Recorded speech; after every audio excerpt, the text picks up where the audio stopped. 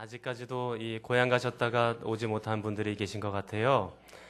그렇지만 또 새롭게 다음 주에는 또 뵙기를 바라고, 여러분들이 설 명절 동안에 우리 가족들과 함께 또 이렇게 잘 지내신 것 같아서 여러분 얼굴 표정이 굉장히 밝습니다. 감사한 마음이 듭니다. 여자분들은 많이 피곤하시고 힘드셨죠? 네, 그래도 하나님의 은혜 가운데 함께 모여 이렇게 예배드리게 됨을 참 고맙고 감사하다, 그런 생각이 듭니다. 오늘 디모데후서 1장 1절에 있는 말씀처럼 우리 주 하나님과 또 예수 그리스도께로부터 오는 그 은혜와 긍휼과 평강이 넘치기를 축원합니다. 이제 선배 목회자 우리 바울께서 후배 목회자 디모데에게 1절부터 5절까지 인사도 하고 감사도 하고 그렇게 했습니다.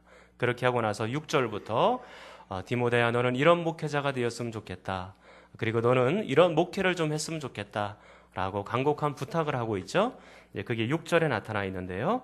6절에 보니까 그러므로 내가 나의 안수함으로 내 속에 있는 하나님의 은사를 다시 부릴 듯 하게 하기 위하여 그랬습니다. 하나님의 은사가 너희 가운데 다시 부릴 듯 일어났으면 좋겠구나, 또는 하나님의 은사가 너희 가운데 계속해서 부를 듯 일어났으면 좋겠구나, 그렇게 말씀하고 있는 것입니다. 디모데에게는 이미 가슴속에 하나님의 은사가 있었고 그 은사가 부릴 듯해서 계속해서 일어나서 주의 사역을 잘 감당하기를 원했던 것입니다. 그렇다면 디모데가 가졌던, 그리고 바울이 가졌던 그 은사가 무엇이었는지 구체적으로 나타나 있는 것이 바로 7절입니다. 자, 7절을 여러분이 한번 읽겠습니다. 7절입니다. 시작.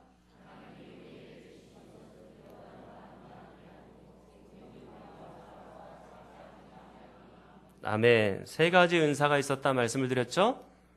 능력과 사랑과 절제의 은사였다, 그렇게 말씀을 드렸습니다. 그래서 이 능력이라는 것은 바로 앞에 있는 두려워하는 마음과 반대되는 것으로서 담대한 강력한 힘을 얘기하고 있는 것입니다. 그리고 사랑의 은사가 우리에게 오면 두려운 환경과 두려운 사람들이 있다 할지라도 넉넉하게 이겨나갈 수가 있는 것입니다.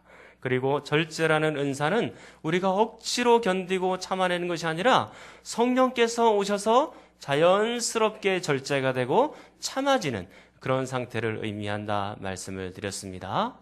자, 그렇게 하고 나서 이런 능력과 사랑과 절제의 은사를 가지고 이제 우리는 무엇을 해야 할까? 그게 중요한 것 아니겠습니까? 그게 이제 바로 8절부터 나타나 있는 것입니다. 여러분, 8절에 보면 어떻게 시작합니까? 그러므로 라고 시작이 되고 있죠. 이 그러므로라는 단어는 앞에 있는 문장이 원인이나 이유가 되고, 그리고 뒤에 있는 문장이 결과로 나올 때 그러므로라는 접속사를 쓰는 것입니다. 그렇기 때문에 7절 말씀에 있는 것처럼 네가 오직 능력과 사랑과 절제의 은사가 있으므로, 그러므로 너는 무엇을 해야 된다? 8절 전체에서 우리에게 말씀해 주고 있는데, 첫 번째로 너는 내가 우리 주를 증언함에 있어서 부끄러워하지 말아야 된다 말씀하는 겁니다. 그리고 주를 위하여 갇힌 자 된 나를 부끄러워하지 말아라, 두 번째로 그렇게 말하는 것입니다.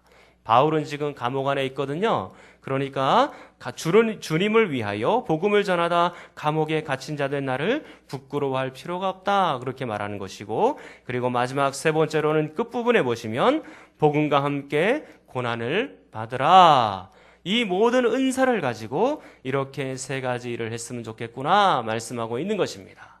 오늘은 이 말씀을 8절을 중심으로 해서 하나하나 살펴보도록 하겠습니다. 첫 번째로 너는 내가 우리 주를 증언함에 있어서 부끄러움이 없었으면 좋겠다 말씀을 하고 있죠. 근데 이게 원문에 보면 이렇게 되어 있습니다. 너는 부끄러워하지 말아라.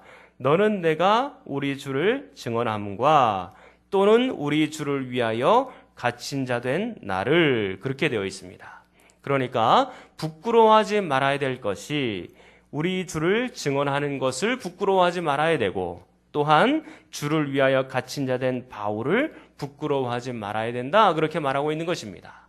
그래서 오늘 첫 번째로 내가 주를 증언함에 있어서 부끄러움이 없고 너도 역시 부끄러워하지 말아라. 그렇게 말하고 있는 것입니다.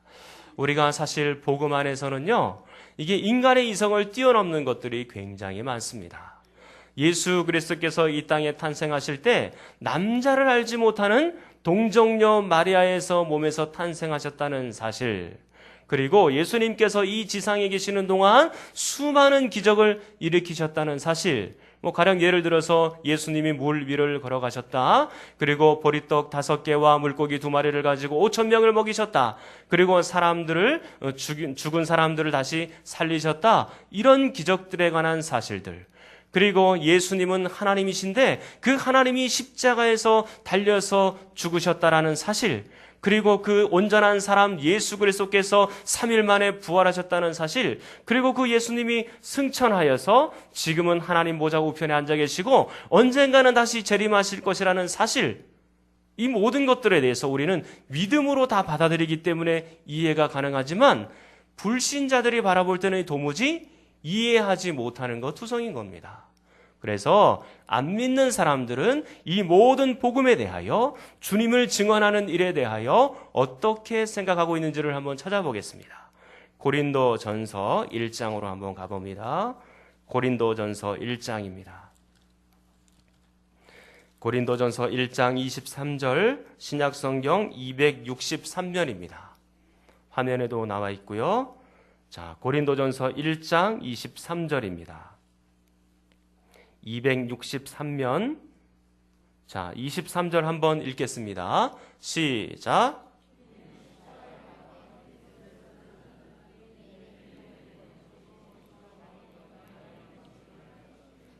그렇습니다. 우리는 십자가도 전하고 부활도 전하고 예수님께서 동정녀 마리아의 몸에서 탄생하셨다는 사실도 전하고 이 모든 이성을 뛰어넘는 일들에 대하여서 사람들에게 전했더니만 사람들은 어떻게 생각합니까? 유대인들에게는 거리끼는 것이 되고 이방인들에게는 미련한 것으로 거부되고 있는 것입니다.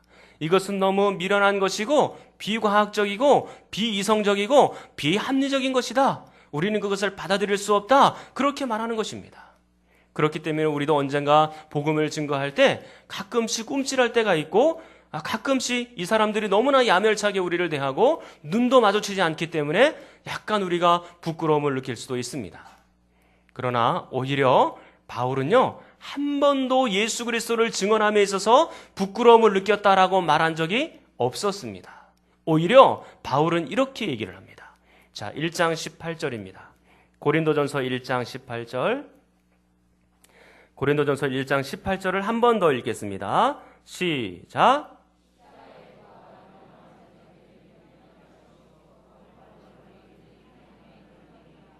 아멘.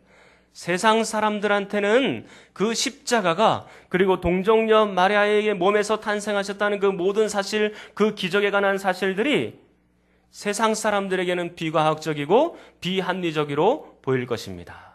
그러나 예수 믿는 우리에게는 이 모든 것들이 구원을 받게 되는 능력인 줄 믿습니다. 진짜 미련하고 어리석은 사람들은 우리가 아닙니다. 오늘 18절에 의하면 누구라고 말합니까? 오히려 미련한 사람들은 그것들에 대하여 받아들이지 않는 사람들, 그리고 예수 그리스도를 믿고 있지 않는 사람들을 미련하다라고 얘기하고 그들의 결국 마지막은 무엇입니까? 멸망이다. 그렇게 말하고 있는 것입니다. 그들의 앞으로의 운명을 그들은 알지 못하는 것입니다. 진짜 미련한 것은 우리가 아닙니다. 그들인 것입니다. 이것이 인간의 이성과 인간의 과학적인 모습들을 다 뛰어넘는 말씀이라 할지라도 우리가 다 이해하고 우리가 이성으로 다 받아들일 수 있는 것이 아닙니다. 우리의 이성 밖에서 활동되어지는 일들도 얼마든지 많습니다. 우리가 하나님께서 베푸신 이 구원의 능력, 그리고 주님께로부터 나온 이 구원의 능력이 우리는 다 믿고 받아들이기 때문에 온전하게 담대하게 선포할 수가 있게 되는 것입니다. 그래서 바울은 내가 이 복음을 증거하는 일에 있어서 조금도 부끄러움이 없이 담대하게 선포하였다 말씀하고 있는 것입니다. 로마서 1장 16절 말씀에도 내가 복음을 부끄러워하지 않는다라고 그렇게 말씀하고 있는 것입니다. 복음을 선포함에 있어서 나는 한 번도 부끄러움이 없었고 이것을 증거함으로 인해서 생명을 살리는 일을 너무나 기쁘게 감당하고 있다. 그렇게 말씀하고 있는 것입니다. 사랑하는 성도 여러분, 여러분들도 이 복음을 선포하고 증언하는 일들을 담대하게 진행할 수 있기를 간절히 축원합니다. 자, 이제 다시 디모데후서 1장 8절로 넘어오도록 하겠습니다. 우리가 은사를 가지고 해야 되는 두 번째 일이 무엇인가? 1장 8절 두 번째 중간 부분에 보시면 이렇게 나타나 있습니다. 또는 주를 위하여 갇힌 자 된 나를 부끄러워하지 말아라. 그렇게 말씀하고 있습니다. 사도 바울이 AD 62년에서 63년경에 로마로부터 1차로 투옥이 되었습니다. 그런데 이제 기적적으로 풀려나서 한 3년, 4년 정도 열심히 복음 활동을 또 하였습니다. 그런데 복음 활동을 하다 보니까 이제 또다시 2차로 로마에 의해서 투옥이 된 겁니다. 여러분들이 너무나 잘 알고 있는 로마의 네로 황제에 의해서 감옥에 갇히게 된 것입니다. 그래서 그 감옥 안에서 지금 편지를 쓰고 있는데 디모데에게 디모데후서라는 편지를 목회 서신을 쭉 이렇게 보내고 있는 중인 것입니다. 그래서 이 목회 서신을 보내면서 자신이 지금 감옥 안에 있지만 디모데야 너는 이것 때문에 부끄러워하지 말아라 그렇게 말하고 있는 것입니다. 사랑하는 성도 여러분, 이제 성도들은 아마도 사도들이나 이 바울 같은 사람들이 감옥에 막 갇히고 복음을 증거하다가 막 투옥이 되니까 두려워할 만한 상황들이 막 겹치게 된 겁니다. 혹시 우리도 복음을 전하다가 감옥에 갇히는 건 아닐까? 마음속에 두려움이 일어나게 된 겁니다. 그러자 바울이 그 밖에 있는 사람들을 걱정하는 마음으로 이 하나님의 말씀을 씁니다. 바울은 종종 이런 방식으로 본인은 감옥에 있었지만 감옥 밖에 있는 사람들을 걱정하고 염려하는 편지를 자주 썼던 것입니다. 예를 들면 빌립보서 말씀도 그렇습니다. 빌립보서를 쓸 때도 바울은 감옥 안에 있었습니다. 그 감옥 안에서 밖에 있는 성도들을 걱정하는 말로 그리고 밖에 있는 성도들을 위로하는 모습을 자주 볼 수가 있는 것입니다. 그러면 성경을 한번 찾아보겠습니다. 빌립보서 2장 17절 18절입니다. 빌립보서 2장 17절 18절입니다. 우리가 먼저 1장부터 한번 보도록 하겠습니다. 빌립보서 1장 17절 18절 이렇게 나옵니다. 그들은 나의 매임에 괴로움을 더하게 할 줄로 생각하여 순수하지 못하게 다툼으로 그리스도를 전파한다. 그렇게 말하였습니다. 이것은 바울이 감옥에 갇힌 것을 알고 순수하지 못한 마음으로 우리가 지금 밖에서 열심히 전도를 하면 바울이 혹시 또 마음속에 더 고통을 당하겠지. 그런 마음으로 예수님을 전하는 사람들도 있었습니다. 그런데 바울은 뭐라고 얘기하냐면 18절에 이렇게 얘기합니다. 그러면 무엇이나 거칠애로 하나 참으로 하나 무슨 방도로 하든지 전파되는 것은 그리스도니 이로써 나는 기뻐하고 또한 기뻐하리라. 감옥 안에 갇혀 있으면서도 그리스도가 전파되는 것을 기뻐하고 있는 바울의 모습을 볼 수 있는 것입니다. 그리고 여러분이 2장 17절 18절을 또 한번 보십시오. 만일 너희의 믿음의 재물과 섬김 위에 내가 나를 전제로 드릴지라도 나는 기뻐하고 너희 무리와 함께 기뻐하리니 이와 같이 너희도 기뻐하고 나와 함께 기뻐하라. 계속해서 기뻐하라 그렇게 말합니다. 나는 감옥 안에 있지만 나는 지금 매우 기쁜 상태다. 그리고 너도 기뻐하면 좋겠다 그렇게 얘기하고 있는 것입니다. 뿐만 아니라 3장 1절을 한번 또 보십시오. 자, 3장 1절은 여러분이 한번 읽겠습니다. 3장 1절입니다. 시작.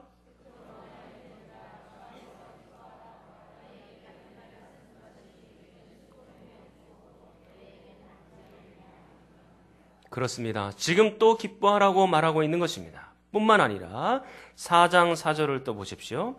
주 안에서 항상 기뻐하라. 내가 다시 말하노니 기뻐하라. 그렇게 말합니다. 그리고 10절에도 이렇게 말씀합니다. 내가 주 안에서 크게 기뻐함은 그렇게 나옵니다. 지금 나는 감옥 안에 있지만 굉장히 기쁜 상태다. 그러므로 너희들도 기뻐했으면 좋겠다라고 바울이 간곡하게 당부하고 있는 내용입니다. 지금 바울이 이렇게 담대한 신앙 안에서 감옥 안에 있음에도 불구하고 그런 상태로 있는 것을 보고 성도들이 얼마나 기뻐하고 성도들이 얼마나 담대해졌고 성도들이 얼마나 용기를 얻었을까, 그런 생각을 갖게 되는 것입니다. 사도 바울도 참았으니 우리도 견딜 수 있다, 그런 용기를 얻게 된 겁니다. 그런데 오늘 디모데후서 1장 8절 말씀도 마찬가지입니다. 디모데야, 내가 비록 지금 감옥 안에 갇혀 있지만 너는 두려워하지 말아라, 그렇게 말하고 있는 것입니다. 너는 오히려 최선을 다하여 용기를 가지고 서라, 그렇게 말씀하고 있는 것입니다. 내가 지금 감옥 안에 갇혀 있는 것은 아무것도 아니다. 오히려 밖에 있는 너희들이 내가 지금 감옥 안에 갇혔다 그래서 너희들이 혹시 복음 증거하는 것을 중단하고 신앙을 중단하게 될까봐 그것이 더 걱정이다. 너희들이 신앙 안에 믿음 안에서 최선을 다하여서 그리스도의 복음을 증거하는 일들을 중단하지 않았으면 좋겠구나, 그렇게 권면하고 있는 것입니다. 사랑하는 성도 여러분, 우리의 믿음의 신앙의 선보들도 이렇게 살았습니다. 주기철 목사님, 손양현 목사님은 일제시대 때 신사참배를 거부하여서 감옥으로 끌려갈 수밖에 없었습니다. 그 목사님들이 감옥으로 끌려갈 때 많은 성도들은 눈물을 흘리며 그곳에 서 있었습니다. 그런데 오히려 그 눈물을 통하여 그들의 신앙과 믿음이 성장이 된 것입니다. 그 목사님을 위하여 더 많이 기도하게 되었고 성도가 서로 사랑으로 하나가 되어서 이제는 어떻게 우리 주님을 더 의존할까, 더 하나님 앞에 기다리고 기도하고 매달리고, 그렇게 해서 그들의 신앙과 믿음이 더 힘있게 성장하게 되었던 것입니다. 오늘 이 디모데후서 1장 8절에 있는 말씀과 같은 상황인 것입니다. 사랑하는 성도 여러분, 예수님을 믿는 환경이 점점 어려워진다든지 예수 믿는 것으로 여러분들이 핍박을 당한다 할지라도 두려워하거나 겁내지 마십시오. 온전히 하나님의 능력으로 다시 한번 담대할 수 있기를 간절히 축원합니다. 이제 세 번째 말씀이 나옵니다. 우리가 은사를 가지고 무엇을 해야 될 것인가? 이제 다시 디모데후서 1장 8절로 넘어오도록 하겠습니다. 디모데후서 1장 8절입니다. 이제는 이 8절 전체를 여러분이 한번 다 읽겠습니다. 시작.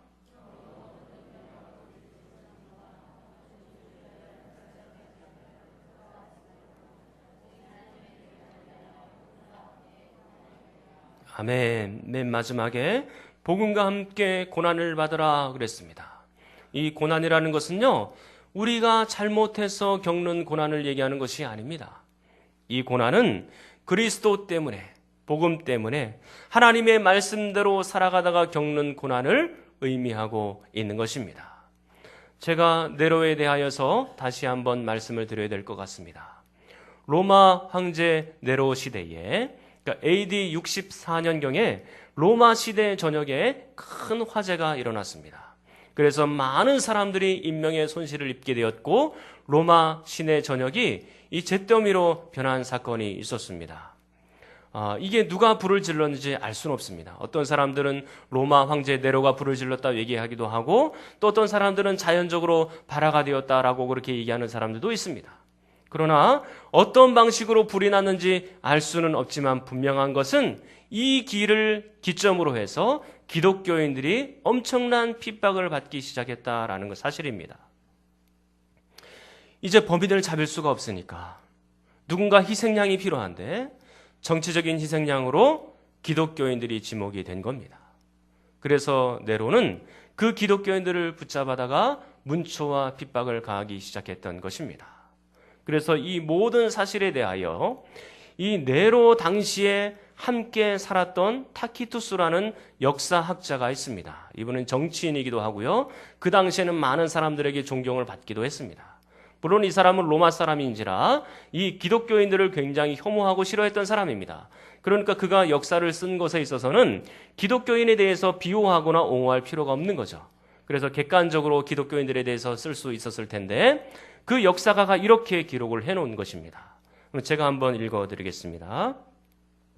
기독교인들은 엄청난 문초를 받기 시작하였다. 방아죄로 인한 것보다는 그 민족에 대한 혐오감 때문이었다. 그들은 짐승의 가죽으로 쌓여서 개들에 의해 찢기우기도 하고 그랬습니다.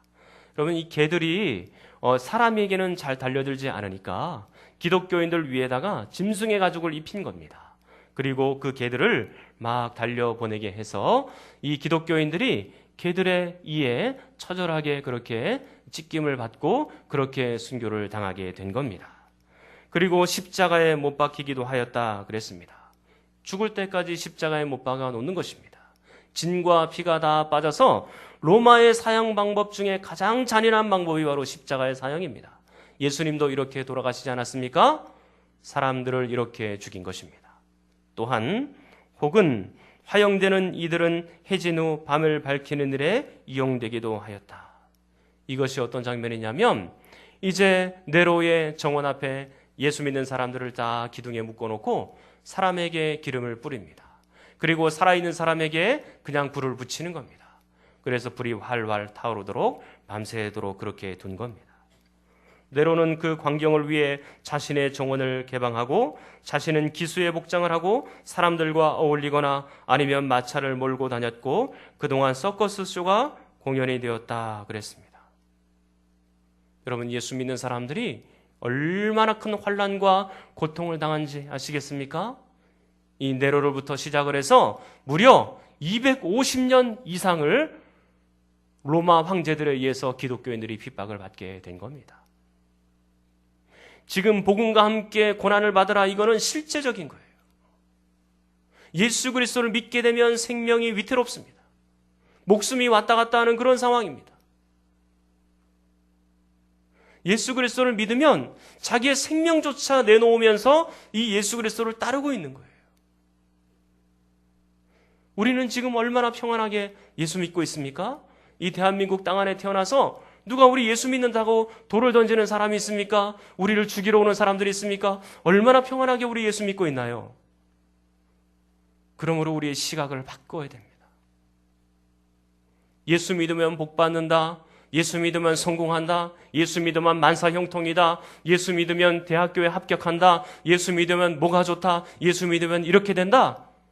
언제까지 우리가 이런 신앙생활의 수준을 유지하면서 그렇게 살아가야 되는 것입니까? 내가 사회생활을 하면서 조금만 하나님의 은혜 아래서 불리해질 만한 일들이 생겨나게 되면 하나님을 버리고 얼마나 세상과 타협할 때가 많습니까? 내가 정말로 어려울 때는 하나님 앞에 와서 울고불고 기도하다가도 내가 평안해지면 다시 교회 밖으로 나가서 내가 하고 싶은 일을 막 하면서 그렇게 살아가고 있지 않습니까? 우리가 언제까지 성공하면서 그렇게 살아가야 되는 것입니까? 여러분, 이 땅에 살아가는 동안에 성공이 그렇게 중요합니까? 잘 사는 것이 그렇게 중요합니까? 우리의 영혼보다 더 중요한 것입니까? 다른 사람들의 생명을 살리는 것보다 더 중요한 것입니까?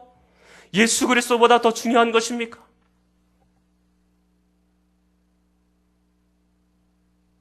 그러므로 사랑하는 성도 여러분, 그리스도와 함께 고난받는 것을 두려워하지 마십시오.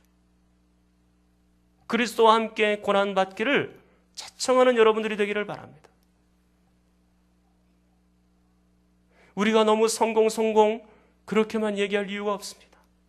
그러면 목숨을 걸고 예수 그리스도를 믿었던 그 신앙의 선배들 앞에 우리는 너무나 미안해지고 부끄러워지는 것입니다.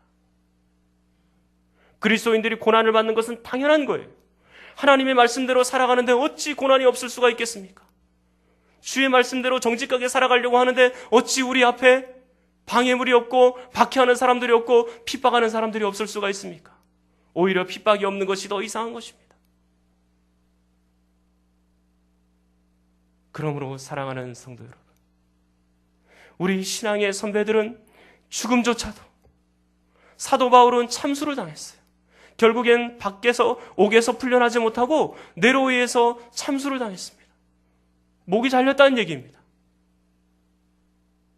베드로 같은 사람들은 십자가에서 거꾸로 못 박혀서 그렇게 순교를 당했습니다. 이 죽음과 참수와 이 모든 안타까운 상황들이 다 겹침에도 불구하고 그들은 신앙에서 절대로 흔들리지 않았고 복음과 함께 고난받기를 자처하였던 것입니다. 사랑하는 성도 여러분, 여러분들은 정말로 복음과 함께 고난받기를 각오하고 계십니까? 저는 여러분들이 그런 탐대한 믿음과 신앙 안에 서 있을 수 있기를 간절히 축원합니다. 이제 말씀을 정리하도록 하겠습니다. 우리가 주님을 증언하는 일에 있어서, 그리고 바울이 감옥에 갇혔다는 사실 때문에 두려워할 만한 상황들이 겹칠 수 있습니다.